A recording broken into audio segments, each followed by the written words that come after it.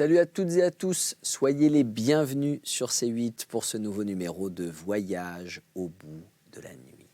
Un voyage au bout de la nuit qu'on va commencer tout de suite en vous donnant la parole. C'est la rubrique des questions-réponses de Lionel à laquelle vous participez soit par courrier postal pour ceux qui le souhaitent, soit via les réseaux sociaux avec le hashtag VBN. Et ce soir, le texte que je vais vous lire, il est signé d'un téléspectateur. Il m'a été envoyé par courrier postal au 1 rue Les Enfants du Paradis, 92 100 Boulogne-Billancourt. L'occasion pour moi de vous rappeler l'adresse. Mais il s'adresse à ceux qui réagissent sur les réseaux sociaux, hashtag VBN. Puisque c'est un texte d'un téléspectateur qui s'appelle Patrick Marin et qui s'adresse aux jeunes. Toi, jeune qui nous regarde, toi, jeune qui est peut-être perdu sur cette chaîne après une énième rediffusion de l'émission de Cyril Hanouna et qui te dit « Mais qu'est-ce que je regarde ?» Le gars va lire un bouquin, vraiment. C'est vraiment particulier. Toi, jeune qui rentre d'une soirée plus ou moins réussie, qui est devant un plat de pâtes déjà tiède, ça refroidit si vite les pâtes, si vite, et qui est en train de regarder cette émission un petit peu hypnotisé comme on l'est devant parfois un reportage sur les rats et les serpents, et on se dit mais pourquoi je regarde? Mais on ne change pas. On se dit pourquoi je regarde? Mais on regarde. Toi, jeune qui suis cette émission parce que non, tous les jeunes ne sont pas tous dépravés et qui aiment la littérature. Tu suis cette émission par désir d'apprendre, par soif de savoir, par envie de voyager et de t'ouvrir l'esprit à 1000 formes de mots de ces grands auteurs que nous te faisons redécouvrir ici. Toi, jeune, quelle que soit la raison pour laquelle tu es devant ton écran, toi, jeune, qui a le monde entre les mains et l'avenir au bout du regard, toi, jeune, qui connaît le chemin à prendre et qui pourtant ne le prend pas, ou si rarement. Toi, jeune, qui m'écoute à l'instant, ce texte est pour toi. Il est signé Marin Patrick ou Patrick Marin. C'est dans un sens et dans l'autre. Ça marche toujours. Il n'a pas de titre et je vais te le lire tout de suite. C'est bon? Tout le monde est disposé? Les jeunes sont là? Les moins... Alors les moins jeunes, vous pouvez rester. Hein. Toi, moins jeune. Alors, tout le monde peut écouter le texte. Mais il s'adresse à la jeunesse. Il est à la fois porteur d'espoir, ce texte, et à la fois, il vous met en garde parce que la vie est courte. Écoute ça, jeune. Je ne renie pas la société contemporaine. Elle est si merveilleuse. La terre entière devient comme une maison dont nous sommes tous des colocataires. Et c'est beau. Mais quelle force, quel courage faut-il de nos jours faire preuve pour construire une vie? Jeunes, je vous admire. Et puis combien êtes-vous qui échappez à la licencieuse habitude que l'on incruste dans votre tête comme étant la seule façon de faire la fête, boire à trop plein.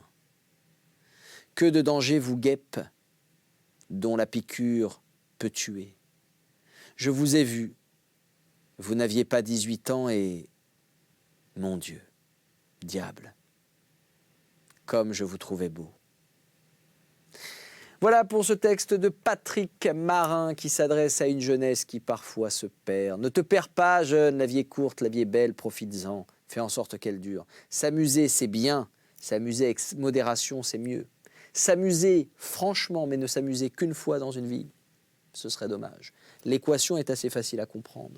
Voilà pour cette rubrique des questions-réponses. Voilà pour ce très joli texte de Patrick Marin qu'on remercie et qu'on embrasse. Si vous aussi vous écrivez, si vous aussi vous voulez participer à l'émission, hashtag VBN, j'attends avec impatience tous vos retours. Hashtag VBN, vous y allez franco, vous n'hésitez pas. Et puis pour ceux qui veulent, comme Patrick Marin d'ailleurs, parce que c'est comme ça qu'il l'a fait, m'écrire avec un stylo et un papier comme on le faisait dans le temps, vous pouvez le faire. Ah, ça marche aussi avec une imprimante et un écran et un clavier. Mais ceux qui veulent m'écrire par courrier postal, vous pouvez le faire. Vous écrivez à chaîne C8, émission Voyage au bout de la nuit, à l'attention de Lionel Cécilio, à l'attention des questions-réponses de Lionel, 1 rue Les Enfants du Paradis, 92 100 Boulogne-Billancourt. Voilà, vous savez tout, la rubrique est maintenant terminée. On va pouvoir se replonger dans la lecture, cette lecture qui nous accompagne depuis plusieurs émissions maintenant et que nous allons poursuivre maintenant en reprenant à l'endroit où nous nous sommes interrompus lors de la précédente émission. Cette lecture, c'est celle du roman d'Honoré de Balzac intitulé « La Duchesse de Langeais ». Reprenons donc cette lecture dont je vous souhaite l'écoute très agréable. Restez avec moi, on est ensemble jusqu'aux toutes premières lueurs du jour. Quand Armand eut naïvement fait une espèce d'état de situation dans lequel il mentionna minutieusement les droits qu'il avait si péniblement obtenus, Ronquerolles partit d'un éclat de rire si cruel qu'à tout autre il aurait coûté la vie. Mais à voir de quelle manière ces deux êtres se regardaient et se parlaient seuls au coin d'un mur, aussi loin des hommes qu'ils eussent pu l'être au milieu d'un désert, il était facile de présumer qu'une amitié sans bornes les unissait et qu'aucun intérêt humain ne pouvait les brouiller. « Mon cher Armand, pourquoi ne m'as-tu pas dit que tu t'embarrassais de la duchesse ? Je t'aurais donné quelques conseils qui t'auraient fait mener à bien cette intrigue. Apprends d'abord que les femmes de notre faubourg aiment, comme toutes les autres, à se baigner dans l'amour. Mais elles veulent posséder sans être possédées. Elles ont transigé avec la nature. La jurisprudence de la paroisse leur a presque tout permis, moins le péché positif. Les friandises dont te régale ta jolie duchesse sont des péchés véniels dont elle se lave dans les eaux de la pénitence. Mais si tu avais l'impertinence de vouloir sérieusement le grand péché mortel auquel tu dois naturellement attacher la plus haute importance, tu verrais avec quel profond dédain la porte du boudoir et de l'autel te serait incontinent fermée. La tendre Antoinette aurait tout oublié. Tu serais moins que zéro pour elle. Tes baisers, mon cher ami, seraient essuyés avec l'indifférence qu'une femme met aux choses de sa toilette. La duchesse épongerait l'amour sur ses joues comme elle en ôte le rouge. Nous connaissons ces sortes de femmes, la parisienne pure. As-tu jamais vu dans les rues une grisette trottant menu ? Sa tête vaut un tableau. Joli bonnet, joues fraîches, cheveux coquets, fin sourire, le reste est à peine soigné. N'est-ce pas bien le portrait ? Voilà la Parisienne. Elle sait que sa tête seule sera vue. À sa tête, tous les soins, toutes les parures, toutes les vanités. Eh bien, ta duchesse est toute tête. Elle ne sent que par sa tête. Elle a un cœur dans la tête, une voix de tête. Elle est friande par la tête. Nous nommons cette pauvre chose une Laïs intellectuelle. Tu es joué comme un enfant. Si tu en doutes, tu en auras la preuve ce soir, ce matin, à l'instant. Monte chez elle, essaie de demander, de vouloir impérieusement ce que l'on te refuse. Quand même tu t'y prendrais comme feu monsieur le maréchal de Richelieu, néant au placet. Armand était hébété. Le désires-tu au point d'en être devenu sot ? Je la veux à tout prix, s'écria Montriveau désespéré. Eh bien écoute, sois aussi implacable qu'elle le sera. Tâche de l'humilier, de piquer sa vanité, d'intéresser non pas le cœur, non pas l'âme, mais les nerfs et la lymphe de cette femme à la fois nerveuse et lymphatique. Si tu peux lui faire naître un désir, tu es sauvé. Mais quitte tes belles idées d'enfant. Si l'ayant pressé dans tes serres d'aigle, tu cèdes, si tu recules, si l'un de tes sourcils remue, si elle croit pouvoir encore te dominer, elle glissera de tes griffes comme un poisson et s'échappera pour ne plus se laisser prendre. Sois inflexible comme la loi, n'aie pas plus de charité que n'en a le bourreau. Frappe comme tu auras frappé, frappe encore. Frappe toujours, comme si tu donnais le knout. Les duchesses sont dures, mon cher Armand, et ces natures de femmes ne s'amollissent que sous les coups. La souffrance leur donne un cœur, et c'est œuvre de charité que de les frapper. Frappe donc sans cesse. Quand la douleur aura bien attendri ses nerfs, ramolli ses fibres, que tu crois douce et molle, fais battre un cœur sec, qui à ce jeu reprendra de l'élasticité. Quand la cervelle aura cédé, la passion entrera peut-être dans les ressorts métalliques de cette machine à larmes, à manières, à évanouissement, à phare fondante. Et tu verras le plus magnifique des incendies, si toutefois la cheminée prend feu. Ce système d'acier femelle aura le rouge du fer dans la gorge, une chaleur plus durable que tout autre, et cette incandescence deviendra peut-être de l'amour. Néanmoins, j'en ajoute. Puis, la duchesse vaut-elle tant de peine ? Entre nous, elle aurait besoin d'être préalablement formée par un homme comme moi. J'en ferai une femme charmante. Elle a de la race, tandis qu'à vous deux, vous en resterez à l'ABC de l'amour. Mais tu aimes, et tu ne partagerais pas en ce moment mes idées sur cette matière. Bien du plaisir, mes enfants. ajouta Ronquerolles en riant et après une pause. Je me suis prononcé, moi, en faveur des femmes faciles. Au moins elles sont tendres, elles aiment au naturel et non avec les assaisonnements sociaux. Mon pauvre garçon, une femme qui se chicane, qui ne veut qu'inspirer de l'amour, hein, mais il faut en avoir une comme on a un cheval de luxe. Voir dans le combat du confessionnal contre le canapé ou du blanc contre le noir, de la reine contre le fou, des scrupules contre le plaisir, une partie d'échecs fort divertissante à jouer. Un homme tant soit peu roué, qui sait le jeu, donne le mat en 3 coups, à volonté. Si j'entreprenais une femme de ce genre, je me donnerais pour but de « il dit un mot à l'oreille d'Armand » et le quitta brusquement pour ne pas entendre de réponse. Quant à Montriveau, d'un bond, il sauta dans la cour de l'hôtel de Langeais, monta chez la duchesse et sans se faire annoncer, il entra chez elle, dans sa chambre à coucher. « Mais cela ne se fait pas !» dit-elle en croisant à la hâte son peignoir. « Armand, vous êtes un homme abominable. Allons, laissez-moi, je vous prie. Sortez donc, attendez-moi dans le salon. Allez !»« Cher ange, lui dit-il, un époux n'a-t-il donc aucun privilège ? Mais c'est d'un goût détestable, monsieur. Soit à un époux, soit à un mari, de surprendre ainsi sa femme. » Il vint à elle, la prit, la serra dans ses bras. « Pardonne, ma chère Antoinette, mes 1000 soupçons mauvais me travaillent le cœur. »« Des soupçons, fille ? Oh, fille donc ! Des soupçons presque justifiés. Si tu m'aimais, me ferais-tu cette querelle? N'aurais-tu pas été contente de me voir? N'aurais-tu pas senti je ne sais quel mouvement au cœur? Mais moi, qui ne suis pas femme, j'éprouve des tressaillements intimes au seul son de ta voix, l'envie de te sentir, de te sauter au cou, m'a souvent pris au milieu d'un bal. Oh, si vous avez des soupçons, tant que je ne vous aurais pas sauté au cou devant tout le monde, je crois que je serais soupçonné pendant toute ma vie. Mais auprès de vous, Othello n'est qu'un enfant. » Ah, dit-il, au désespoir, je ne suis pas aimé. Du moins en ce moment, convenez que vous n'êtes pas aimable. J'en suis donc encore à vous plaire. Oh, je le crois.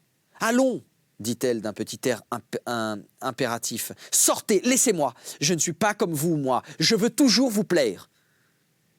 Jamais aucune femme ne sut mieux que Madame de Langeais mettre tant de grâce dans son impertinence et, n'est-ce pas, en doubler l'effet?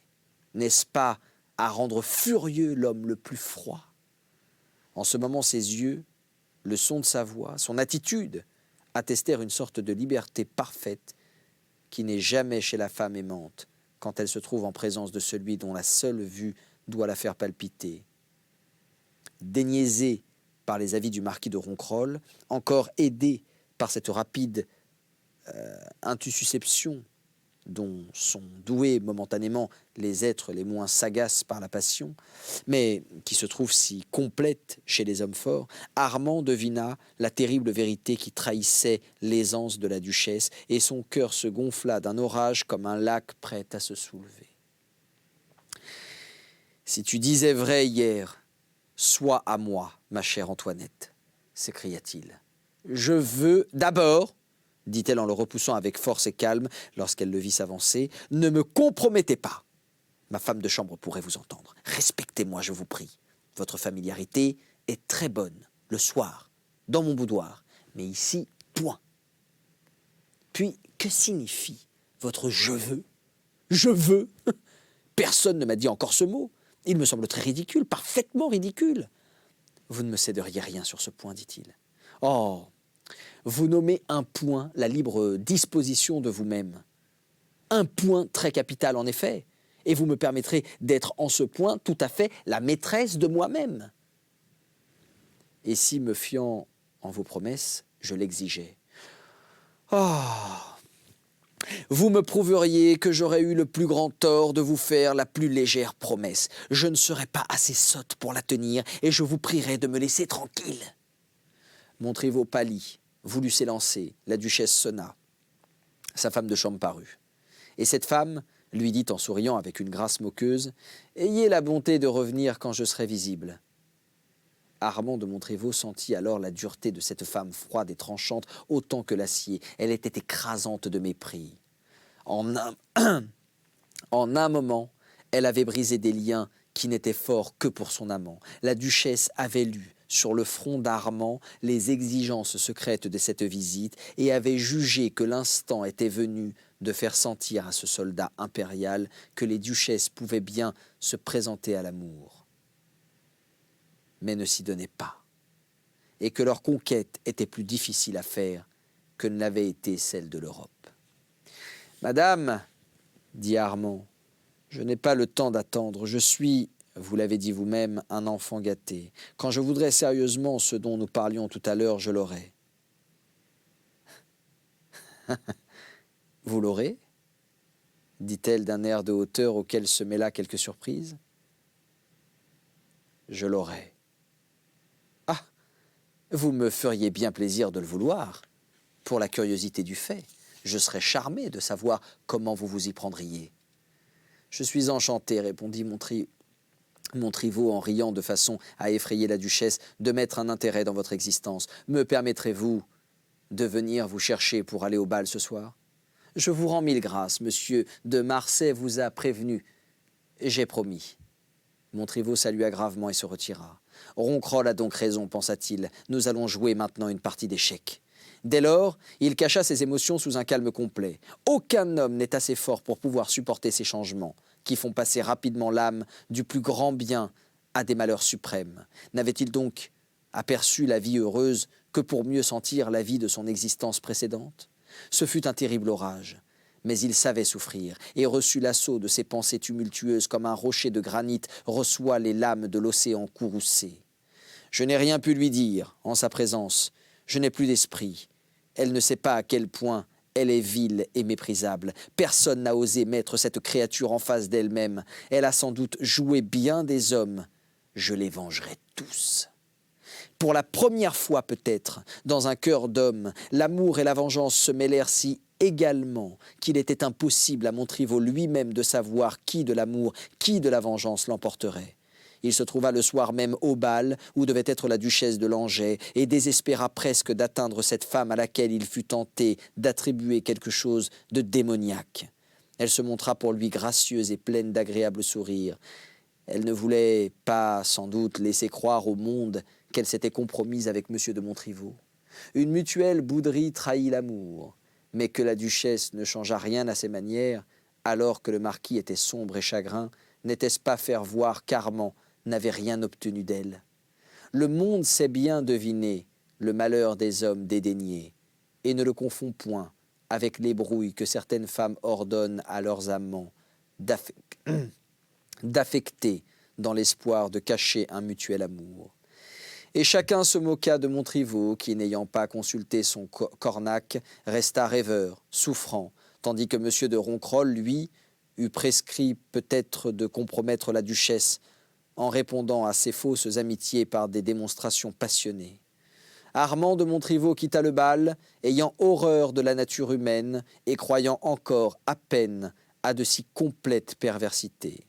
« S'il n'y a pas de bourreau pour de semblables crimes, dit-il en regardant les croisées lumineuses des salons où dansaient, causaient et riaient les plus séduisantes femmes de Paris, je te prendrai par le chignon du cou, madame la duchesse, et t'y ferai sentir un fer plus mordant que ne l'est le couteau de la grève. Acier contre acier, nous verrons quel cœur sera plus tranchant. » Et c'est ainsi que s'achève le chapitre 2 de cette duchesse donc de Langeais.